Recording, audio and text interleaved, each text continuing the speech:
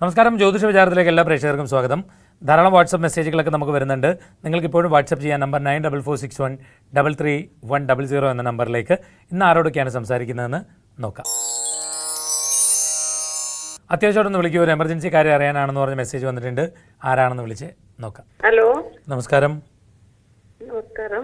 ഹരി പത്മനാഭപുരം എന്ന് പറഞ്ഞ ഒരാളാണ് സൂര്യ ടി വിന്ന്. സന്തോഷം സർ. പറഞ്ഞു. ഡേറ്റ് ഓഫ് ബർത്ത് ഒക്കെ പറഞ്ഞു. Date of birth 27 January 1995. Time രാവിലെ 10 മണി കഴിഞ്ഞ് 1 മിനിറ്റ്. എവിടെ ജനിച്ചേ? ജനിച്ചത് നാഗ്പൂർ, മഹാരാഷ്ട്ര.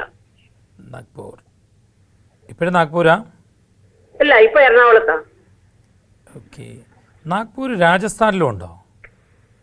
നാഗ്പൂർ അല്ല, രാജസ്ഥാനിലും ഉണ്ടോ എന്ന് ഞാൻ ചോദിക്കാറ്. കാണുമായിരിക്കും സർ. ശരി. തൃക്കേട്ടയാണ് നക്ഷത്രം, വെള്ളിയാഴ്ച ദിവസം. എന്താ? തൃക്കേട്ട നക്ഷത്രം. തൃക്കേട്ട ഫ്രൈഡേ. മകരം 13th. ഇപ്പൊ കണ്ടകശനി എന്ന് പറഞ്ഞ ടൈമാണ് ചേച്ചി ഉള്ളത്. അതിൻ്റെതായ ചെറിയ തടസ്സങ്ങളൊക്കെ ഇപ്പോഴത്തെ സമയത്ത് ഉണ്ടാക്കും. ഈ കണ്ടകശനി കാലത്തുള്ള തടസ്സങ്ങൾ വെറുതെ നടക്കേണ്ടത് പോലും അല്പം ഡിലേ വന്ന് പോകുന്ന മാതിരി പോവേ. അങ്ങനത്തെ ഒരു പീരീഡ് ആണുള്ളത്. കണ്ടകശനി കുറച്ച് നാളുണ്ട് ചേച്ചി. പക്ഷെ എന്നാലും കുഴപ്പമില്ല. ഈ വരുന്ന മാർച്ച് 26 മുതൽ കുറച്ചുകൂടി സമയം അനുകൂലമായിട്ട് വരുന്നുണ്ട്. 26 മുതൽ.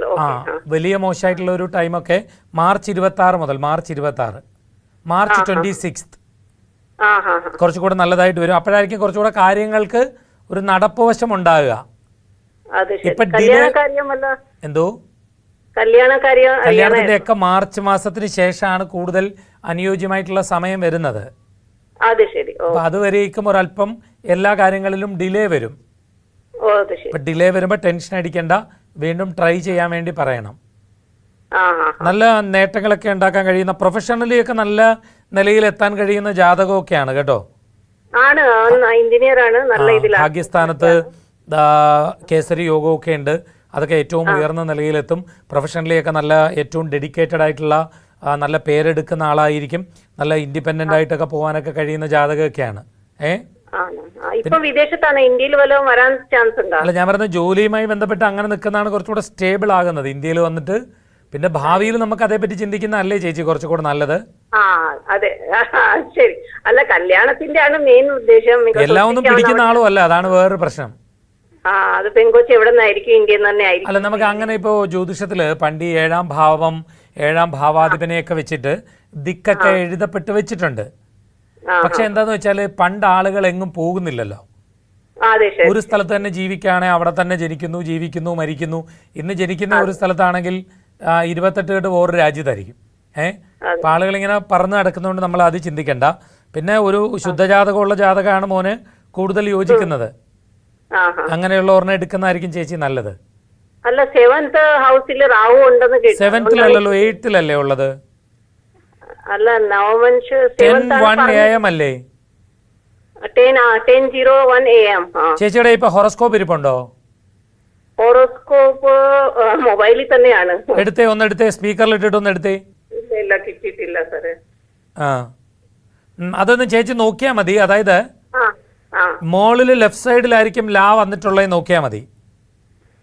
ലെഫ്റ്റ് സൈഡിൽ ഏറ്റവും മുകളിൽ. കിട്ടിയില്ലല്ലോ?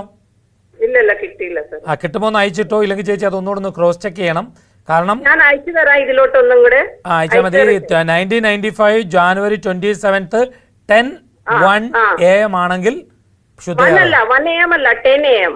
10 രാവിലെ 10 മണി 1 മിനിറ്റ്. അതാണ് 10:01 AM. 10:01. 10:01 AM എന്നാ ഞാൻ പറഞ്ഞത്. അങ്ങനെയാണെങ്കിൽ അത് ശുദ്ധജാതകമാണ് കേട്ടോ.